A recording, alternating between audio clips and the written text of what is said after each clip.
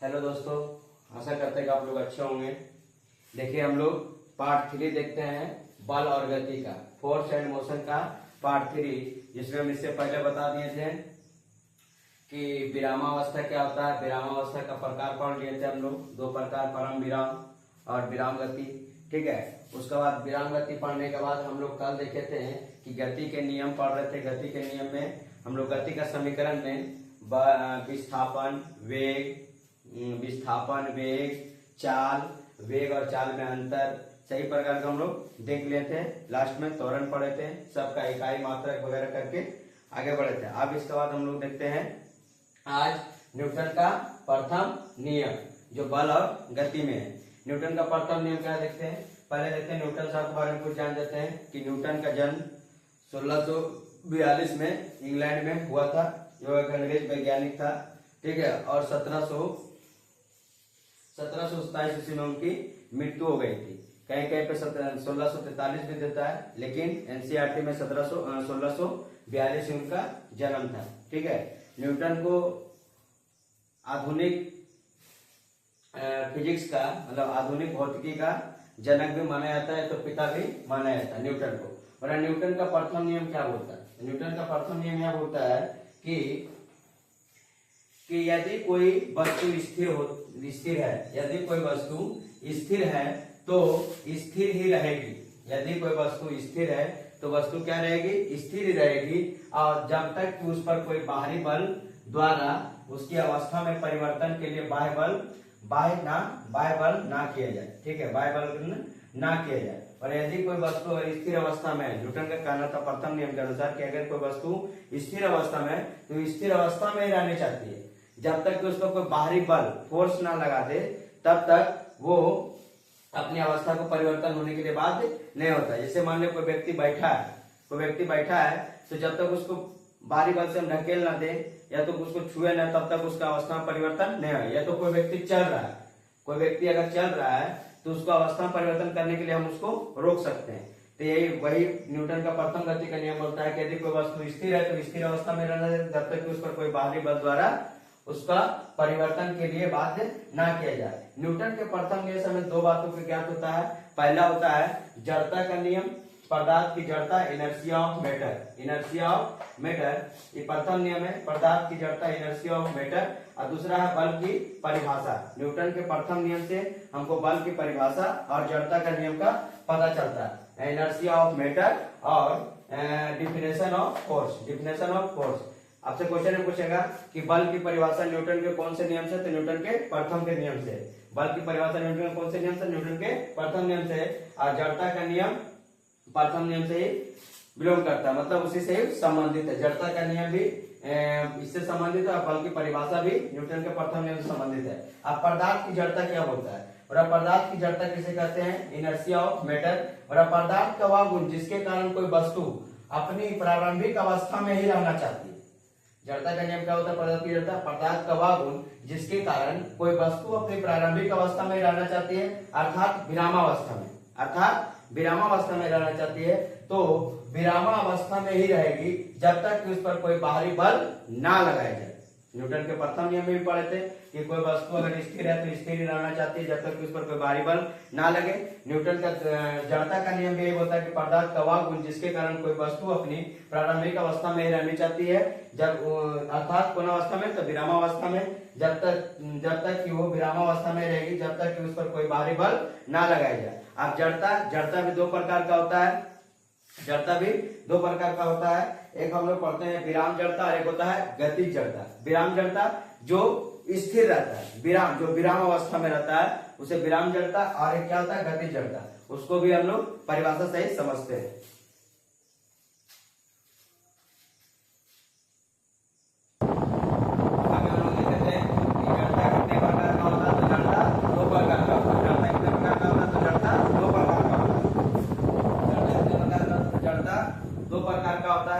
जड़ता दो प्रकार का होता है, क्योंकि अभी हम लोग पढ़े थे कि जड़ता किसे कहते हैं, इनर्शिया ऑफ मैटर में हम लोग पढ़ रहे थे कि कोई वस्तु अगर विरामावस्था में रहना चाहती है तो विरामावस्था में है तो विरामावस्था में ही रहना चाहती है, जब तक कि उस पर कोई बाहरी बल प्रयोग ना करे। इसी तरह बोला कि अवस्था के आधार पर जड़ता दो प्रकार का होता है। अवस्था के आधार पर जड़ता कितने प्रकार का होता है?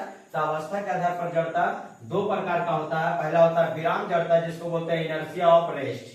पहला होता है विराम जड़ता जिसको बोलते हैं इनर्शिया ऑफ रेस्ट, और दूसरा बोलते हैं गतिज जड़ता जिसको बोलते हैं inertia of motion. Inertia of motion, गतिज जड़ता। विराम जड़ता, विराम पहले से हम लोग पढ़ते हैं कि पदार्थ का वह गुण, पदार्थ का वह गुण जिसके कारण कोई स्थिर वस्तु सदा विराम अवस्था में ही रहना चाहता है। सदा क्या अवस्था में रहना चाहता है? विराम अवस्था में रहना चाहता है, उसे विराम जड़ता कहते हैं।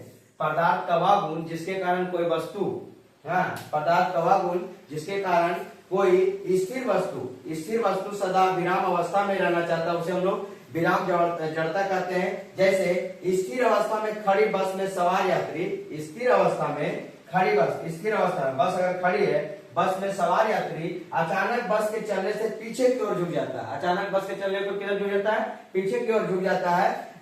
ये किसका उदाहरण है? तो विराम जड़ता का उदाहरण है। किसका उदाहरण है? तो विराम जड़ता का उदाहरण। देखिए, बड़ा स्थिर अवस्था में खड़ी बस में सवार यात्री अचानक बस चलने से क्या होता है? पीछे की ओर झुक जाता है। जिसका रीजन क्या है कि उसका पूरा शरीर, बस में उसका पूरा शरीर स्थिर बैठा रहता है, लेकिन बस के चलने के बाद उसका जो नीचे का भाग है, मतलब पैर जो है, वो गतिज अवस्था में होता है। कौन अवस्था में? गतिज अवस्था में। तो पैर गति अवस्था में होता है, शरीर स्थिर अवस्था में रहना चाहता है, जिसके कारण क्या होता है कि उसको गति अवस्था में आने में समय लगता है, जिसके कारण क्या होता है? यात्री पीछे की ओर झुक जाता है। जिसके कारण यात्री क्या होता है? पीछे की ओर झुक जाता है। बोल रहा है कि स्थिर अवस्था में खड़ी बस में यात्री अचानक बस के पीछे झुक जाता है, क्योंकि बस चलने पर उसका पैर जो है वो गतिज अवस्था में आता है, शरीर स्थिर अवस्था में रहता है, तो शरीर को गतिज अवस्था में आने में समय लगता है, जिसके कारण क्या होता है? शरीर पीछे की ओर झुक जाता है। फिर ये देखिए, कांच की खिड़की पर बंदूक मारने पर एक गोल छिद्र बन जाता है। कांच की खिड़की पर अगर बंदूक को मारते हैं तो एक गोल छिद्र बन जाता है, जिसका रीजन क्या है कि मान लीजिए कि हम एक कांच है, ये कांच पर अगर हम गोली मारते हैं ये कांच पे, तो क्या होता है कि गोली का वेग जो होता है कांच को आकर के इसको क्या करता है? गतिज कर देता है। लेकिन कांच के और सभी भाग जो है वो स्थिर अवस्था में रहता है। कौन अवस्था में रहता है? स्थिर अवस्था में रहता है, जिसके कारण क्या होता है? गोली लगने के बाद इसको गतिज करने में तो समय लगेगा। गोली लगने के बाद क्या होता है? गोली अंदर की ओर छिद्र करते हुए चले जाता है, क्योंकि जिस जगह पे गोली लगता है वहां पे कांच जो होता है गतिशील रहता है, और सभी आसपास के जो कांच रहते हैं, बगल का जो कांच रहते हैं, समीपवर्ती कांच जो है वो क्या रहता है? स्थिर अवस्था में रहता है, जिसके कारण क्या होता है? गोली पार करके निकल जाती है। अब इसके बाद देखिए हम लोग गतिज जड़ता। अब देखिए, अभी हम लोग पढ़े थे विराम जड़ता। विराम जड़ता में क्या पढ़े थे कि कोई वस्तु विरामावस्था में तो विरामावस्था में ही रहना चाहता है जब तक कि उसके ऊपर कोई बाहरी बल का प्रयोग ना करते हैं। लेकिन अब क्या हुआ था कि उसमें क्या हो रहा था कि गोली जब चल रहा था तो कांच में क्या हो रहा था? छिद्र हो रहा था, जिसके कारण क्या था कि गोली जब चलने पर क्या होता है? वो गतिज अवस्था जिस जगह पे होता चलता है, बंदूक का गोली जिस जगह पे लगता है वहां पे कांच क्या होता है? गतिशील रहता है, और समीपवर्ती कांच क्या होता है कि स्थिर विरामावस्था में रहता है, जिसके कारण क्या होता है? छेद होकर के निकल जाता है। और उससे पहले पढ़ा था कि बस अचानक चलने पर यात्री क्या होता है? पीछे की ओर झुक पड़ता है, जिसका किसका उदाहरण है? तो विराम जड़ता का उदाहरण। आप देखते हैं गतिज जड़ता किसे करते हैं? बोला गतिज जड़ता, पदार्थ का वह गुण, इसका नाम है गतिज, इनर्शिया ऑफ मोशन। गतिज में वो क्या रहेगा? गतिज में रहेगा। बोला कि पदार्थ का वह गुण जिसके कारण कोई गतिशील वस्तु हमेशा गतिज अवस्था में ही रहना चाहती है, हमेशा गतिज अवस्था में ही रहना चाहती है, उसे गतिज जड़ता कहते हैं। उसे क्या कहते हैं? गतिज जड़ता। पदार्थ का वह गुण जिसके कारण कोई गतिशील वस्तु हमेशा गतिज अवस्था में ही रहना चाहती है, उसे गतिज जड़ता कहते हैं। जैसे उदाहरण क्या है? अभी देखिए, वहां पर हम लोग पढ़ रहे थे कि रुकी हुई बस अचानक चलने के बाद हम लोग पीछे की ओर झुकते हैं। अब चलती हुई बस अचानक रुकने पर यात्री का शरीर क्या होता है? आगे की ओर झुक जाता है, जिसका रीजन क्या है कि शरीर को रुकने पर, अभी मान लीजिए कि हम लोग बस में बैठे रहते हैं। अब बस में बैठे रहने के बाद क्या है कि बस अचानक ब्रेक जब लगाता है, ब्रेक लगाने के बाद क्या होता है कि पैर जो है विरामावस्था में रहता है, विरामावस्था में रुक जाता है, जिससे विरामावस्था में आकर के रुक जाता है, लेकिन शरीर क्या रहता है? गतिज रहता है, जिसके कारण हम लोग क्या झुकते हैं? आगे की ओर झुक जाते हैं। विरामावस्था में पैर क्या होता है? ब्रेक लगने के बाद पैर जो रहता है विराम अवस्था में आ जाता है, और शरीर गतिज अवस्था में रहता है, जिसके कारण क्या है कि अचानक बस रुकने के बाद हम लोग का शरीर स्थिर होने में तो समय लगेगा, उससे क्या होता है? जिसके कारण हम आगे की ओर झुक जाते हैं। उसके बाद विद्युत पंखा का स्विच बंद कर देने पर भी कुछ देर तक पंखा क्या होता है? घूमता रहता है, जिसका रीजन क्या है कि पंखा किस में रहता है? गतिज ऊर्जा में रहता है, गतिज में रहने के कारण वो हमेशा क्या होता है, घूमते रहता है। लेकिन जब स्विच बंद कर देते हैं तो पंखा क्या होता है, वायु के प्रति घर्षण, वायु और घर्षण के कारण क्या होता है, धीरे धीरे घूमते घूमते घूमते घूमते अचानक क्या होता है, बंद जाता है। तो विद्युत पंखा का स्विच बंद कर देने पर कुछ देर तक पंखा घूमता रहता है कि जिसका किसका रीजन है, तो गति जड़ता का रीजन है। किसका रीजन है, किसका कारण है, तो गति जड़ता का कारण है। चलते हुए बस में अचानक रुकने पर यात्री का शरीर आगे की ओर जो झुक जाता है, किसका कारण है, तो ये गति जड़ता का कारण है। अब इसके बाद देखेंगे, हम लोग पढ़े थे कि न्यूटन के प्रथम नियम में जड़ता का नियम और बल की परिभाषा। अब बल की परिभाषा को आगे देखते हैं। इसको आप एक एक करके कॉपी में नोट करते जाइएगा और समझ समझ करके लिखते चला जाइएगा।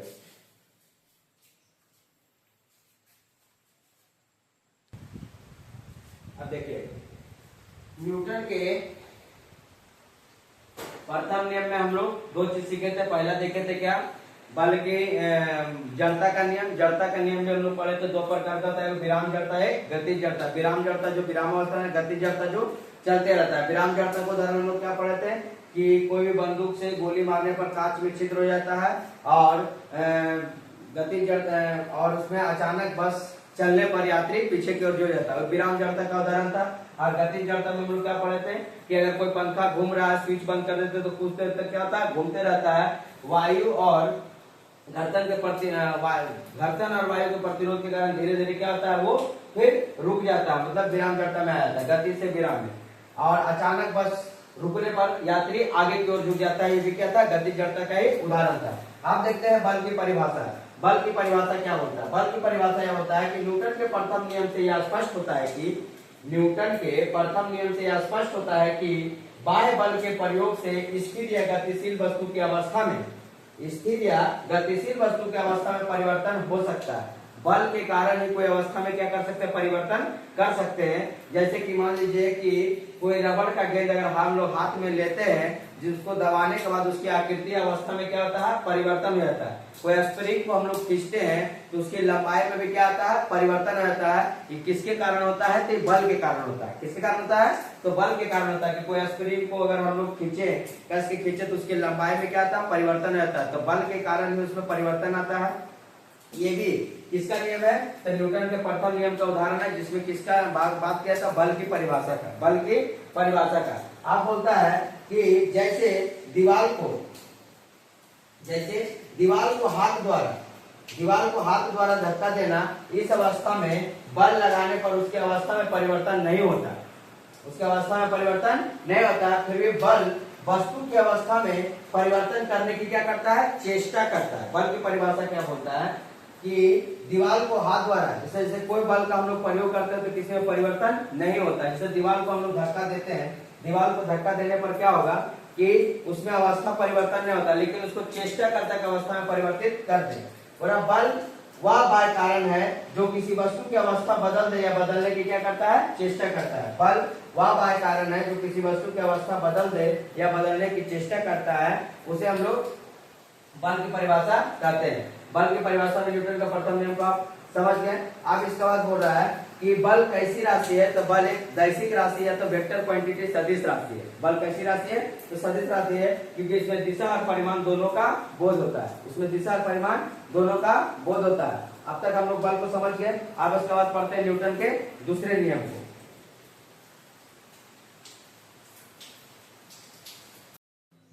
देखिए, अब न्यूटन का द्वितीय नियम के बारे में हम लोग समझते हैं।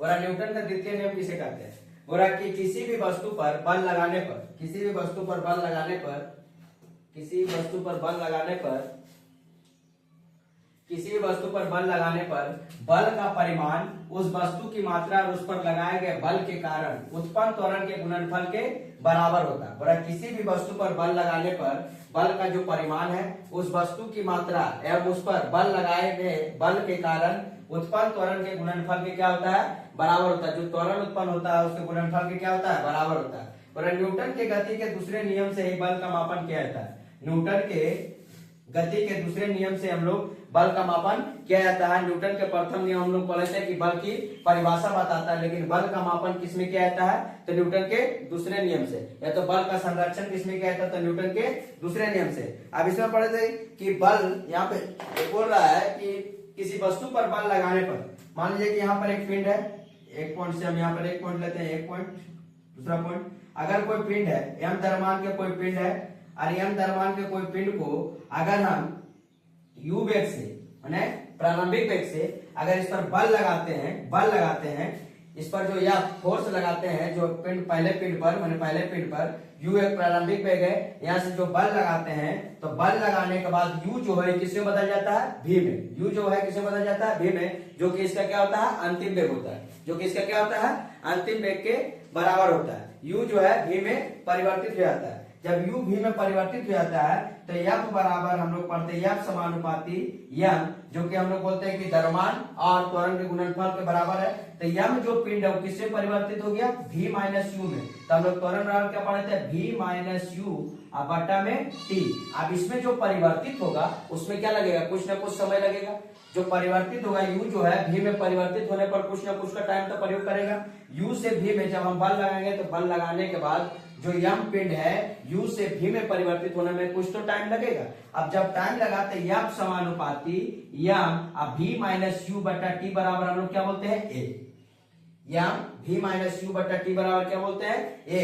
तो f अब इसको हम लोग समानुपाती को तोड़ेंगे, इसका लिए कांस्टेंट रहते हैं, कांस्टेंट का मान k m Guna a। Constant का मान क्या लिए, k m गुना a। अब हो रहा है कि एक बल, कोई बल है जो 1 न्यूटन, बल का तेजा मात्रक न्यूटन होता है तो केजी मीटर पर सेकंड स्क्वायर बात कर रहे हैं। अगर 1 न्यूटन का कोई बल 1 केजी द्रव्यमान पर 1 मीटर प्रति सेकंड के स्क्वायर से जाता है तो उस पर कितना न्यूटन का काम होता है, तो 1 न्यूटन का काम होता है। अब F बराबर K, अगर K का मान हम लोग 1 रखें, K का मान अगर 1 रखें तो F बराबर हम लोग बोलते हैं m में। F बराबर m है, F बराबर m में बोलने से क्या हो गया कि F जो बल है वो द्रव्यमान गुना त्वरण का क्या है, गुणनफल है।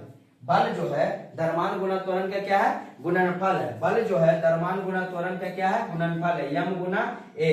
आप देखते हैं यहाँ से कि बल का सीजीएस मात्रक और एसआई मात्रक क्या होता है। तो बल का सीजीएस मात्रक क्या होता है, तो सीजीएस पद्धति में अगर हम बल को देखते हैं, सीजीएस पद्धति में बल का मात्रक या बल की इकाइयां क्या है, इकाइयां, बल की इकाइयां सीजीएस पद्धति में। तो सीजीएस पद्धति में बल की इकाइयां को हम लोग देखते हैं तो बल की इकाइयां क्या होता है, F बराबर होता है m में। m मेरा क्या है, मात्रा है, a मेरा क्या है, त्वरण है।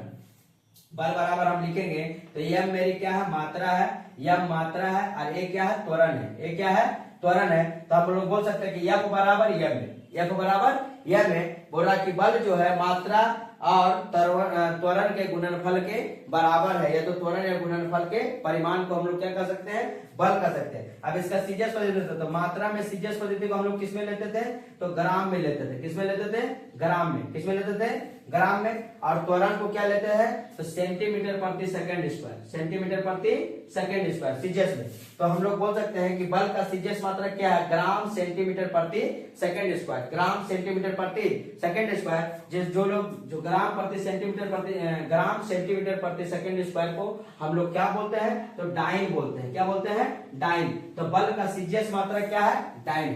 बल का सीजीएस मात्रा क्या है, डाइन है। बल का सीजीएस मात्रा क्या है, तो डाइन है। बल का सीजीएस मात्रा क्या है, तो डाइन है। बोला कि सीजीएस पद्धति में का ग्राम सेंटीमीटर प्रति सेकंड स्क्वायर होता है, जो क्या कहलाता है, डाइन कहलाता है। अगर हम लोग बल का एमकेएस या एसआई प्रणाली लें, एसआई पद्धति में बल का मात्रा क्या हो जाएगा, एसआई पद्धति में, तो एसआई पद्धति में देखिए हम लोग क्या लेंगे, पहला क्या है, बल बराबर मात्रा गुना त्वरण, मात्रा गुना त्वरण। तो बल की मात्रा को हम लोग क्या लेते हैं, केजी में। इसमें लेते हैं केजी में, एसआई में केजी में लेते हैं। त्वरण को क्या लेते हैं, मीटर प्रति सेकंड स्क्वायर, मीटर प्रति सेकंड स्क्वायर। यहाँ पर एसआई पद्धति में क्या आ जाएगा, बल का मात्रा क्या हो गया, केजी, और त्वरण का हो गया मीटर प्रति सेकंड स्क्वायर, जिसको हम लोग क्या कहते हैं, केजी मीटर प्रति सेकंड स्क्वायर, केजी मीटर प्रति सेकंड स्क्वायर। और इसी को हम लोग नाम देते हैं न्यूटन। क्या नाम देते हैं, न्यूटन। तो बल का एसआई मात्रा क्या हो गया, न्यूटन हो गया। बल का एसआई मात्रा क्या हो गया, न्यूटन हो गया। बल का एसआई मात्रा क्या हो गया, न्यूटन हो गया। ठीक है, बल का एसआई मात्रा क्या हो गया, तो न्यूटन हो गया। बल का ऐसा मात्रक क्या हो गया, तो न्यूटन हो गया। तो बल का सीजीएस पद्धति में इकाई क्या है, डाइन। बल का सीजीएस में है डाइन, अब बल का एसआई पद्धति में क्या है, न्यूटन। बल का सीजीएस पद्धति में क्या है, डाइन, और एसआई पद्धति में क्या है, न्यूटन। अगर न्यूटन ना रहे तो क्या बोलेंगे, केजी मीटर प्रति सेकंड स्क्वायर, केजी मीटर प्रति सेकंड स्क्वायर। अगर सीजीएस पद्धति की बात करें तो ग्राम सेंटीमीटर प्रति सेकंड स्क्वायर, अगर डाइन ना दिया रहे तो। अब हम लोग देखते हैं कि न्यूटन और डाइन में रिलेशन क्या है। आप लोग अच्छी तरीके से इसको उतार लीजिए।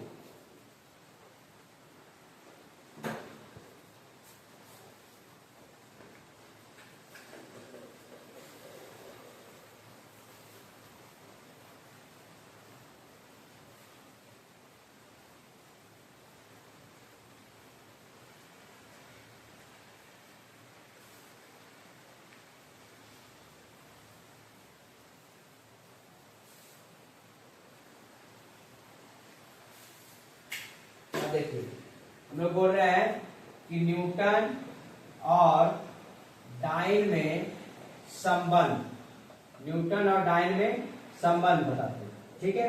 तो न्यूटन और डाइन में तो हम लोग जानते हैं कि एक न्यूटन बराबर एक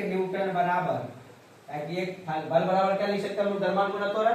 तो एक न्यूटन जो हम लोग लिखे थे उसमें क्या आया था, केजी मीटर प्रति सेकंड का स्क्वायर, केजी मीटर प्रति सेकंड का स्क्वायर एक न्यूटन बराबर।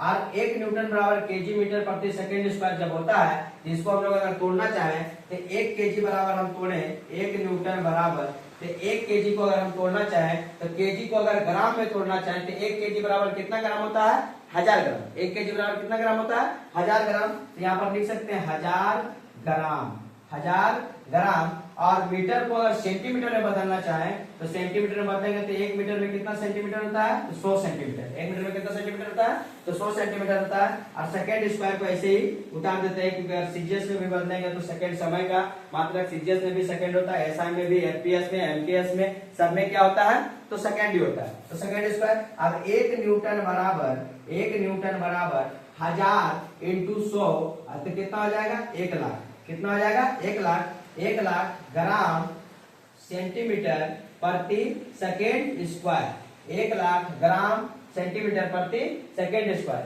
1 लाख ग्राम प्रति सेंटीमीटर स्क्वायर, ठीक है। 1 लाख ग्राम सेंटीमीटर प्रति सेकेंड का स्क्वायर। अब यहाँ से 1 न्यूटन बराबर हम लोग कितना हो गया, तो 1 न्यूटन बराबर ग्राम सेंटीमीटर प्रति सेकंड स्क्वायर को क्या लिखते हैं, 10 के पावर 5, और ग्राम सेंटीमीटर प्रति सेकंड स्क्वायर को लिखेंगे डाइन। तो 1 न्यूटन बराबर कितना डाइन, तो 10 के पावर 5 डाइन। 1 न्यूटन बराबर कितना डाइन, तो 10 के पावर 5 डाइन। 1 न्यूटन बराबर कितना डाइन, तो 10 के पावर 5 डाइन आ गया। 1 न्यूटन बराबर। आप बोलते हैं कि एक अगर पूछ ले आपसे कि 1 डाइन बराबर कितना हो जाएगा, तो 1 डाइन बराबर 10 के पावर -5 न्यूटन।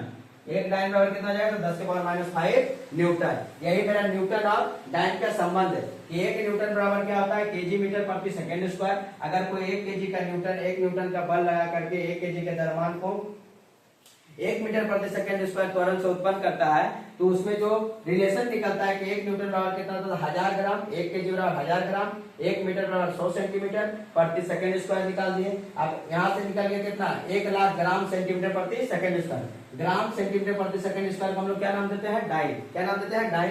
तो यहाँ 1 न्यूटन बराबर 10 के पावर 5 डाइन और 1 डाइन बराबर 10 के पावर -5 न्यूटन। अब यहाँ से हम लोग देखते हैं कि ये तो बल की इकाइयां था, बल की इकाइयां, तो बल की इकाइयां हम लोग क्या पढ़े थे, वो पढ़े थे बल की इकाइयां में हम लोग पढ़े थे, बल की इकाइयां में क्या पढ़े थे,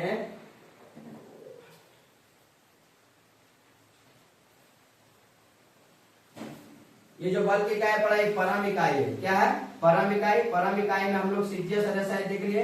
अब लोग पढ़ते हैं गुरुत्वीय इकाई कि गुरुत्वीय इकाई क्या होता है, गुरुत्वीय इकाई। अब इसके बारे में आगे पढ़ते हैं, इसको आप अच्छे तरीके से नोट कर लीजिए, इसको आप अच्छे तरीके से नोट कर लीजिए।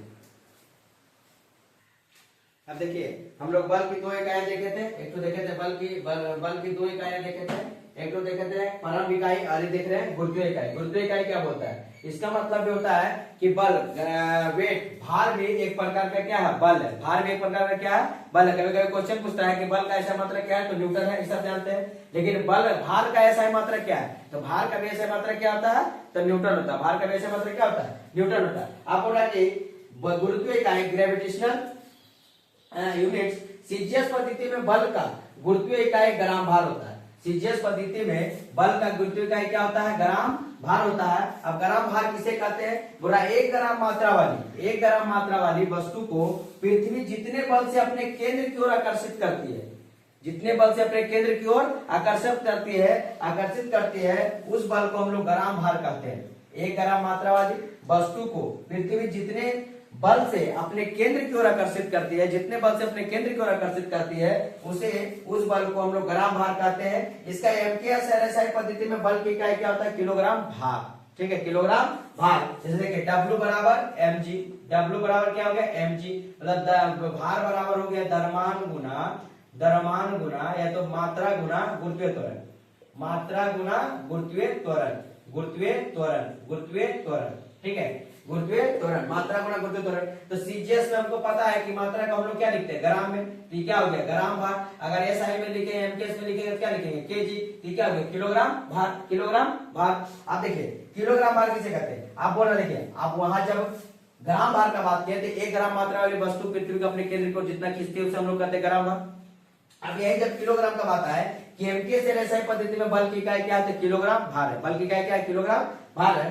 तो यहाँ से 1 किलोग्राम मात्रा वाली वस्तु पृथ्वी को जितने बल से अपने केंद्र की ओर आकर्षित करती है उस बल को हम लोग क्या कहते हैं? किलोग्राम भार कहते हैं। उसका क्या कहते हैं? किलोग्राम भार कहते हैं। 1 केजी वेट बराबर कितना न्यूटन होता है? तो 9.81 न्यूटन होता है। 1 केजी वेट बराबर 1 केजी न्यूटन, 1 केजी बराबर कितना न्यूटन होता है? तो 9.8 न्यूटन। 1 केजी वेट बराबर कितना होता है? तो 9.8 न्यूटन। जैसे देख लीजिए, अगर 1 केजी बराबर हम लोग लिखते हैं तो 1 केजी बराबर क्या लिखेंगे? W बराबर mg, W बराबर mg। अब यहां से हम लोग लिख सकते हैं g का मान क्या होता है? 9.8 होता है। m का मान 1 रखते हैं, 1 केजी वेट या 1 वेट ले रहे हैं तो इसका गुणनफल करते हैं तो कितना आ जाता है? 9.8 से करेंगे तो 9.8, जो कि जी का छोटा जी का मान है। अब यहाँ पर हम लोग करते हैं तो इसको क्या हो जाएगा? केजी मीटर, इसका हो जाएगा मीटर प्रति सेकंड स्क्वायर। तो 1 केजी वेट बराबर कितना न्यूटन होता है? तो 9.8 न्यूटन। 1 केजी वेट बराबर कितना न्यूटन होता है? 9.8 न्यूटन। अब यहाँ से हम लोग देखेंगे इसके बाद तृतीय नियम पर। तृतीय नियम देखने के बाद, न्यूटन के तृतीय नियम देखने के बाद हम लोग जितने भी प्रश्न है, वैकल्पिक, लघु उत्तरीय, 1 नंबर क्वेश्चन जितना भी है सब उसको हम लोग अगले वीडियो में करेंगे। इससे पहले हम लोग न्यूटन के तृतीय नियम को देखते हैं। एक तरफ से आप नोट करते जाइए। तो देखिए हम लोग पढ़ते हैं न्यूटन के तृतीय नियम। न्यूटन के तृतीय नियम सबको लगभग इससे संबंधित प्रक्रिया करते रहते हैं। बोला कि न्यूटन के प्रत्येक क्रिया के बराबर विपरीत दिशा में प्रतिक्रिया होती है, मतलब प्रत्येक एक्शन के विपरीत प्रतिक्रिया मतलब रिएक्शन होता है, उसे हम लोग न्यूटन का तृतीय नियम करते हैं। प्रत्येक क्रिया मतलब प्रत्येक एक्शन की प्रक्रिया के बीच प्रतिक्रिया बल जो होता है, रिएक्शन जो होता है, उसे हम लोग न्यूटन का तीसरा नियम करते हैं। जैसे हम लोग गेंद को दीवार में जब फेंकते हैं तो दीवार क्या होता है? दीवार से लौट करके वापस हमारे हाथों में चला था। अगर हम दीवार को कस के धक्का देंगे तो दीवार से जो बल लगेगा वो हम लोग ऊपर रिटर्निंग लौट के चलाएंगे। तो क्रिया के प्रति, एक्शन के प्रति रिएक्शन, एक्शन के प्रति रिएक्शन। अगर हमको कोई कुछ बोल दे और उसको हम रिएक्शन दे दे तो क्या होता है? एक्शन के प्रति रिएक्शन। ये क्या हो जाएगा? कि न्यूटन के तृतीय नियम का उदाहरण है। अब बोल रहा कि जैसे चुंबक के एक लोहे के टुकड़ों अपनी ओर आकर्षित करते रहता है, लेकिन यदि 2 चुंबक का विपरीत ध्रुव एक दूसरे के करीब रखते हैं तो उसमें आकर्षण होता है। जब बोल रहा है कि 2 चुंबक है, अगर जो 2 चुंबक है जिसको नॉर्थ और साउथ पोल पे रखे जाए तो नॉर्थ और साउथ क्या होता है? एक दूसरे को आकर्षित कर लेता है, एक्शन के प्रति रिएक्शन कर लेता है। ठीक है, लेकिन अगर हम नॉर्थ और साउथ को एक साइड रखेंगे तो क्या होगा? विकर्षित हो जाएगा। वो क्या हो जाएगा? विकर्षित हो जाएगा। इसी तरह सूर्य तथा पृथ्वी के बीच गुरुत्व बल के कारण ही पृथ्वी सूर्य के चारों ओर, गुरुत्व बल के बीच, किसके कारण? गुरुत्व बल के कारण सूर्य के चारों तरफ चक्कर लगाते रहता है। पृथ्वी सूर्य का 24 घंटा में वो एक चक्कर पूरा कर लेता है। ये भी क्या होता है? क्रिया के प्रति प्रतिक्रिया बल जो लगाते हैं, ये सब क्या है? एक्शन के प्रति रिएक्शन का अनुभव है। अब इसके बाद हम लोग इसका क्वेश्चन आंसर आगे देख लेंगे आगे का वीडियो में। इसको आप सही तरीके से नोट करके उतार लीजिए। और न्यूटन के first law, second law, third law, गति का समीकरण, हाँ गति का समीकरण में वेग, चाल, सब जो भी जितना पढ़ना था हम लोग सब पढ़। अब देखिए न्यूटन के तृतीय नियम के अनुसार हम लोग क्या पढ़ते हैं कि प्रत्येक क्रिया के बराबर एवं विपरीत दिशा में प्रतिक्रिया, मतलब प्रत्येक क्रिया के एक्शन के बराबर क्या होता है? रिएक्शन होता है। एक्शन के बराबर क्या होता है? रिएक्शन होता है। जैसे कि मान लीजिए कि हम अगर दीवार पर धक्का लगाते हैं तो दीवार में उधर से प्रतिक्रिया बल के द्वारा क्या होता है, हमको पीछे की ओर ठेल देता है। हो रहा है कि तृतीय नियम का स्पष्टीकरण क्या है, न्यूटन के गति के तृतीय नियम के अनुसार जब कोई एक वस्तु दूसरी वस्तु की ओर कोई बल लगाती है, जब कोई एक वस्तु दूसरी वस्तु की ओर कोई बल लगाती है तो दूसरी वस्तु भी पहली वस्तु के बराबर और विपरीत बल लगाएगी। दूसरी वस्तु भी पहली वस्तु के बराबर क्या होगा, विपरीत बल लगाएगी। पहली वस्तु द्वारा लगाया गया बल एक्शन कहलाता है, पहली वस्तु द्वारा लगाया गया बल क्या कहलाता है, एक्शन, तथा दूसरी वस्तु द्वारा लगाया गया बल क्या कहलाता है, रिएक्शन कहलाता है। जैसे मान लीजिए हम लोग दीवार पर टेनिस गेंद को फेंकते हैं तो रिएक्शन करके हम एक्शन में फेंके, उधर से रिएक्शन करके हमारे हाथों में वापस लौट आता है। यही क्रिया क्या कहलाता है, क्रिया के प्रति विपरीत प्रतिक्रिया। अगर हम किसी को कुछ बोला, लौट करके हम ही को बोल दिया रिटर्निंग में, तो क्या हो जाएगा कि रिटर्न मैंने रिएक्शन कर दिया, हम कुछ एक्शन लिया और उधर से क्या कर दिया,